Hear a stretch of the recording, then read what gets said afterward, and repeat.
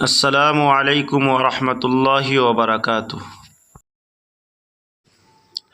بسم اللہ الرحمن الرحیم۔ حضرت ابو درداء رضی اللہ تعالی عنہ بیان کرتے ہیں، رسول اللہ صلی اللہ علیہ وسلم نے فرمایا، مسلمان شخص کی اپنے مسلمان بھائی کے لیے وہ دعا قبول ہوتی ہے جو اس کی غیر موجودگی میں کی جاتی ہے، اور دعا کرنے والے کے پاس ایک فرشتہ مامور ہوتا ہے۔ جب وہ اپنے بھائی کے لیے دعائے خیر کرتا ہے تو وہ مامور فرشتہ آمین کہتا ہے اور کہتا ہے، اسی مثل تمہارے لیے بھی ہو، یعنی اللہ تمہارے حق میں بھی ایسا ہی دعا قبول فرمائے۔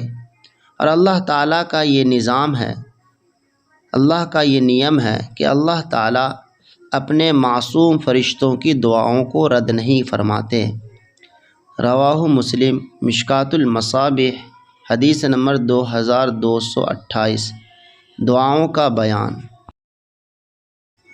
حدیث متن میں سنیں، بسم اللہ الرحمن الرحیم۔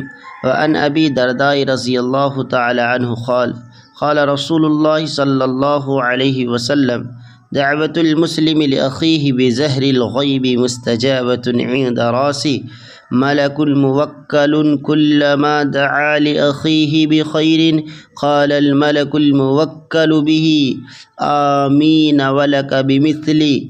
رواہ مسلم۔